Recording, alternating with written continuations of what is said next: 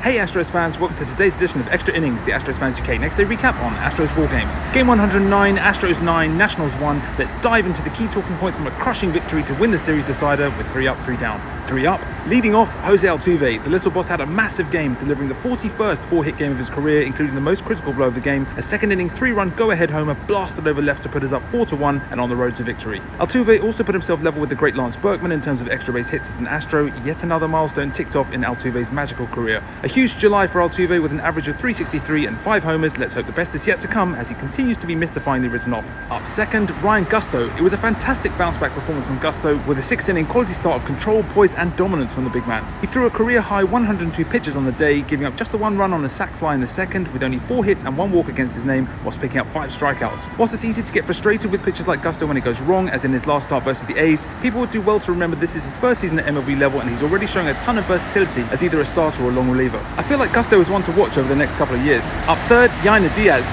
Yainer made it consecutive games with homers as he absolutely destroyed a 3-run Yainermite shot of his own onto the train tracks in the 6th on a 2-hit day for him. It feels like Yainer may just be going into another hot streak, and it's amazing how much more dangerous this Astros entire lineup looks and feels when he does. Time to challenge himself to produce this again and again. Let's break the rules. Up fourth, Cooper Hummel. King Cooper came out of his shell in the 6th to hammer a venomous 2-run homer into the Crawford boxes, turning 4-1 into 6-1 as we fully took the game away from the Nationals. Would love to see more of this from Hummel. Up fifth, Stephen Oker. It was a great rebound outing on the mound for Oker at 2, pitching a dominant 1-2-3 8th with 2 strikeouts as we closed in on the win.